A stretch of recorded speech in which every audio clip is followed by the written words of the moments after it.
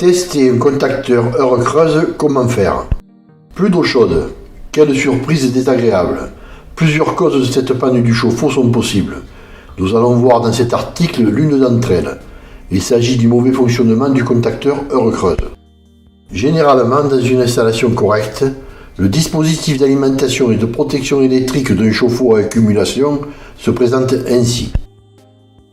Un ensemble composé de deux disjoncteurs divisionnaires thermiques et d'un contacteur heure creuse. Un disjoncteur divisionnaire 2 A pour la protection du contacteur. Un disjoncteur divisionnaire 16 ou 20 A pour la protection du chauffe-eau. Et le contacteur. Tous trois sont placés sur un rail du tableau de répartition de l'installation électrique, avec un interrupteur différentiel 30 mA qui protège tous les modules sur ce rail, dans le respect de la norme C1500. Alors avant tout, il faut être conscient que pour tester ce dispositif, nous travaillons sur des modules et conducteurs sous tension. Par sécurité, il est préférable de porter des gants isolants et des lunettes de protection. L'idéal pour faire ce test est de l'effectuer pendant les heures creuses. En général, la plage d'alimentation du chauffe-eau en heure creuse est de 8 heures, située généralement entre 22 h et 7 h. Pour connaître le créneau exact, se référer à la facture du distributeur. Pour tester ce dispositif d'alimentation électrique du chauffe-eau, je vais utiliser un multimètre. Le cordon de la sonde rouge branché sur la borne centrale commune aux différentes plages de mesure. Le cordon de la sonde noire branché sur la borne COM. Je place le curseur du sélecteur sur la plage de mesure du voltmètre courant alternatif sur le plot 500 volts. Partant du principe que le tableau de répartition de l'installation est bien alimenté en électricité, je commence par vérifier à la sortie de l'interrupteur différentiel que le dispositif est alimenté. Je mets en contact la pointe de la sonde noire avec la borne de serrage du neutre N et la pointe de la sonde rouge avec la borne de serrage de la phase. L'écran du multimètre affiche 234 volts, les modules sont bien alimentés.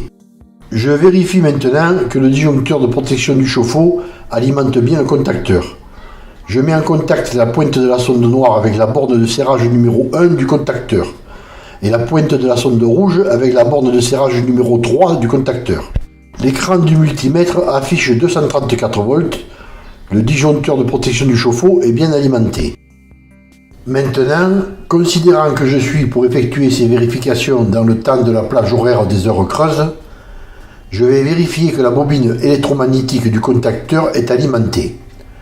Sur ce type de contacteur, cette alimentation part, pour ce qui concerne le neutre, du disjoncteur 2 A jusqu'à la borne A1. Pour ce qui concerne le conducteur de phase, il part du disjoncteur 2 A jusqu'à une des deux bornes d'asservissement heure creuse du compteur EDF et part de la seconde borne du compteur jusqu'à la borne A2 du contacteur. Je vérifie avec la sonde noire sur la borne A1 et la sonde rouge sur la borne A2.